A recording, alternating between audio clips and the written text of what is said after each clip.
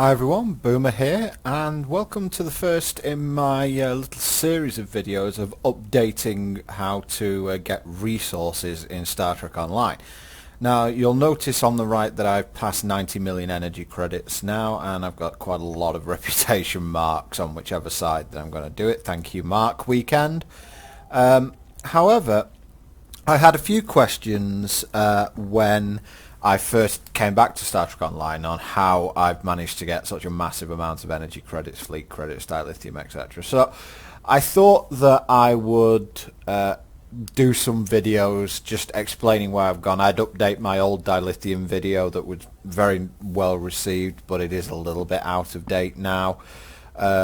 So what I decided to do, this one's going to be on energy credits because I believe that that's probably the number one thing that you're going to want in this game because that's what the exchange is based on. Dilithium and energy credits are very much the two major currencies. Reputation marks tend to sort of just come in a big lump. Like you can see here, they're very easy to get now. So what I've decided to do is set myself a little bit of a challenge. And what I'm going to do is I am going to attempt to make, starting from, I'm not going to say from scratch, but only using stuff I can grind during the week, as I said. I am going to aim to try and make 20 million energy credits in 1 week. Now, I am playing on one character, so I can't, throw stuff across multiple characters to make it easier. I also am going to ban myself from doing a couple of things. The first is using Zen to buy items that I can get on the exchange. So, for example, I could put 10 euros online, buy 1,000 Zen, trade for and get 10 master keys, put them all on the exchange, and that would be 25 million, done and dusted. However, that's not really in keeping with the free-to-play model or anything like that. So I want to do this in a way that someone who is free-to-play can do. However, it's not going to be something that you can just do when you're at like level 40 or something like that. You have to be able to, this is going to apply to people who are level 60, who are fairly far on in the game, etc. Although you could obviously do this when you're level 50, but it requires you being fairly far ahead in the game. The other thing I'm going to ban myself from doing is buying things from my fleet and then selling them on the exchange. You can do that. I believe you can do that with duty officers. You can buy them and sell them on the exchange. If that is the case, I wouldn't allow myself to do it anyway, because as you can see, I have like 500,000 fleet credits here. So if I wanted to trade that all in for common duty officers, which go on the exchange at about 20k a pop, you can see right there I'd be able to get 20 million just straight up from trading fleet credits in. So I don't really want to do that either, because that's a shortcut method. What I have decided to do is I have got a very long, complex and boring spreadsheet that I've opened up, and I will I will link this once I'm done with it. I'll upload it to Google or Google Drive or something like that so that people can see what I've done. And basically, being an accountant in life, this is, I am an accountant in life, and that is why I'm sort of boring in terms of these things. But I've made a profit and loss account, etc., and tracked everything. But the other thing that I put into the spreadsheet is a track on commodities and everything else that comes in. So the reason I'm in the fleet exchange is because fleet embassy is because we get access to the exchange. And you can see here I have nothing up at the moment for sale because I want this to be sort of a deadline. My deadline is sort of 8 o'clock on Sunday night to 8 o'clock on Sunday night. And I'm going to play it at my normal rate, which means I probably log on for a couple of hours during the day at week and then do a bit more at weekend. I imagine I'm going to be doing a lot of catch up at weekend. And I am going to be just trying to use the exchange and use what I know of how to earn energy credits to try and break through that 20 million energy credit barrier in 1 week. But as you can see here, I've got like 130 odd Jevonite here that I had on the exchange. That hasn't sold today, so I have pulled it down. And I am only allowed to sell stuff that I make during that week. So this contraband won't go up, anything like that. And I built a tracker into the sheet, and it won't let me go into negative. Things that so let's go through things that I will be doing to get energy credits. Number one, the obvious one, is Tour the Galaxy. That gets you 500 credits, 500,000 credits a day. So that will be fairly obvious. One of the less obvious things, I'm going to definitely do patrol missions. The reason for that is that you get an awful lot of vendor trash in them, and you can easily make sort of 300 to 500k in vendor trash per day, so that's not really that bad.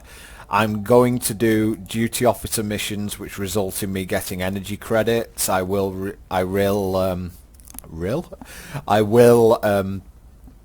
register the cost as well. I've got all this built into the sheet, etc. I can only sell duty officers that I get during the week, etc. So there is a little bit of a gamble to this, because obviously if I do an asylum mission and get like a purple technician off the asylum, then I already have, that's already sort of 15-20 million right there. So that could, it could be a very short thing, but I have to get exceedingly lucky for that to happen. What I am thinking is going to happen, I think this is going to be pretty close. I think that 10 million would be too easy. I think that, I think 10 million is really, really easy to make in this game in a week. 15 is probably getting to medium, 20 will be hard. I'm going to have to definitely do some like wheeling and dealing on the exchange to get there. I'm going to have to do a bit of DOF grinding. I might have to do some foundry work. I am definitely going to do certain fleet actions. The one I'm definitely going to do, I'm going to do Crystalline Catastrophe Advance whenever it's off cooldown, because the reason for that is you get a radiogenic particle, and you also get the random trash you get from just doing the level. That you'd get from killing Tholians, etc. So I will be running that whenever it's up, because radiogenic particles go for about... They have gone down in value recently due to the R&D changes, but they still go for around sort of 130, 140k on the exchange. So I will be doing that every sort of half hour or so I can probably make about 500,000 a day just off radiogenic particles, 500,000 a day off Tour of the Galaxy, 500,000 off trash, or at least is what I'm hoping this is what's going to happen. And other ways that I can potentially make it, as I said, I can do a bit of crafting and maybe sell like that. So there are definitely ways I can do this. I think this is going to be hard. I do think this is going to be hard, otherwise I wouldn't have bothered doing it. I think that I'm going to have to really be careful about what sort of missions I take. I'll definitely be doing the haggle for the Gamma Quadrant commodities, because that's a really profitable mission. Even if you get a quote-unquote fail, you still make money on it, so that's not going to be too hard. What I'm going to have to do is I'm going to curtail a few of the missions where you trade in Gamma Quadrant commodities for dilithium and things like that. As you can see, I've got 500,000 dilithium, so I really don't need to mine much more at this point.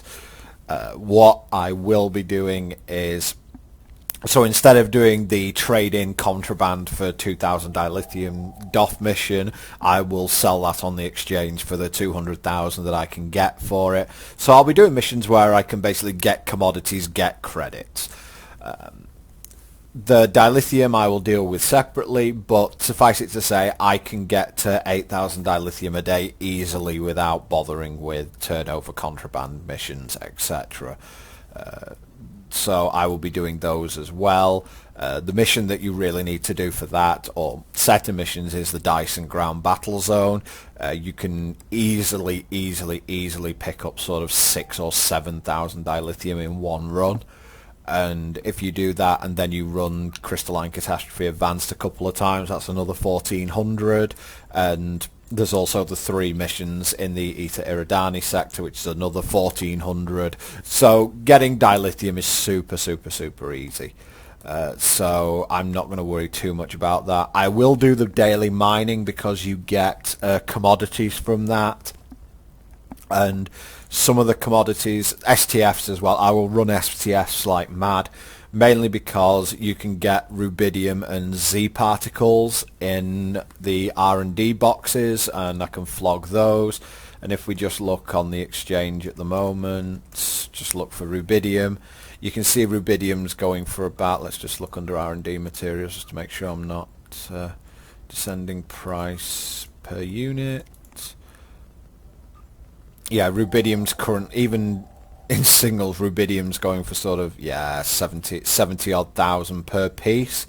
So, you know, again, I could whack up this 120 rubidium here and I'd earn sort of, how much is that, like 10 million right off the bat or something like that. Yeah, it'd be something like 7 or 8 million right off the bat, and Z particles I think are going for something similar. Well, they're going for about 50k each, so again, you know, that's another 5 million right there, so there's probably 15 million worth of R&D materials here. So, you know, I am not allowed to sell those because I currently have them. I will have to make them during the week. And obviously I will be so that's another reason for doing the Romulan reputation, is that I can stop in the system and scan clouds and things like that. And occasionally a rubidium cloud pops up, but it's not like duranium and trionium gas are actually you know, unfortunately they're really cheap, sort of 200 and odd each, so it's not, you know, I'm not going to be getting rich scanning those. So I will check the clouds for sure. But what it will also allow me to do is get, if I get duranium and various other things, I can't remember, let me just have a look at the R&D thing. I just want to see what you need for crafting. What do I need to craft here? I need a focusing lens and a targeting interface. So that is 3 trionium, 2 hydrazine. So 4 hydrazine, 3 magnesite, 3 trionium. So I will be scanning clouds to get those as well, and and again, this is another case if I can get lucky. If I get a crit D times 3 beam, then that's an awful lot. I think the cheapest crit D times 3 weapon that I saw on the exchange was something like 12 million. So, you know, beam array with crit D times 3 I think is something like 12 million on the exchange at the moment. You can see the cannons aren't worth anything, but the if you look for the beam arrays, I think the beam arrays are heavy cannons at times 3, so yeah, we're not even looking at beam arrays at the moment, are we? Yeah, we didn't even see a beam array there, so if I can go beam array Mark 2 crit D times 3, see if that comes. There you go. Cheapest one is 9.5 million, and that's plasma.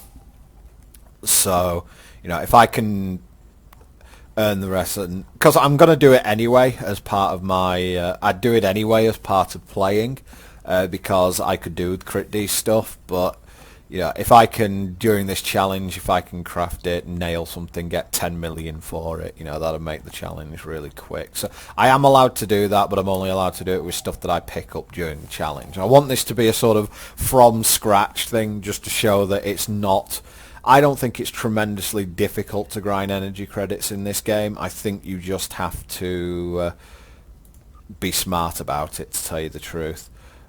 You'll actually notice I have now picked up the threat reducing consoles, because I got fed up of attracting everything on the I got fed up of attracting everything when I was on advanced, and advanced is a lot easier now I have these on, because I'm not a massive DPSer, but I also I want a flow caps console on to work with my plasmonic leech. But obviously I don't want to be generating threat, because if I do that then I just pull the whole instance on top of me, and that is a problem. One thing I also am allowing myself to do is with the reputation grind, I am going to sell vendor trash what comes out of the boxes when I do my dilithium grind. This is another way you can get dilithium really easily. Once you finish a tier, you can do these continued support missions hourly, which get you 340 dilithium and a box. Depending on what sort of box you get, anything can be in it. Very occasionally you get a neural processor in a Borg one. You get a isomorphic injection in an 84721, and you can get a ancient power cell in a Delta one. Although I have to say, I'm up to level 4 in Delta and I haven't opened a single ancient power cell yet, but I'm up to level 4 in 8472 and I think I've opened something like 6 of them. And what makes it doubly worse is that isomorphic injections are really easy to grind because you can get them from the Undine Battle Zone, which is a place you should be going anyway. So, it's the one that's actually hard to grind is the one I can't get at the moment. But never mind. That is going to be the crux of it. What I am going to do, I will provide little updates, but I won't be doing sort of full videos on this. It will be something as I'm doing while doing other videos on the subject, especially if I'm doing Foundry videos or something like that. I'm not too sure what Foundry farming's like now. I think they might have nerfed it, if I'm correct. But I will definitely have a look and see if I can do a little bit of that, because that used to be a really profitable thing to do. But if I can't do that, I can't do that. So that's it for this short video, guys. I will keep you all updated as to my progress. And thank you very much for watching, and I'll see you next time.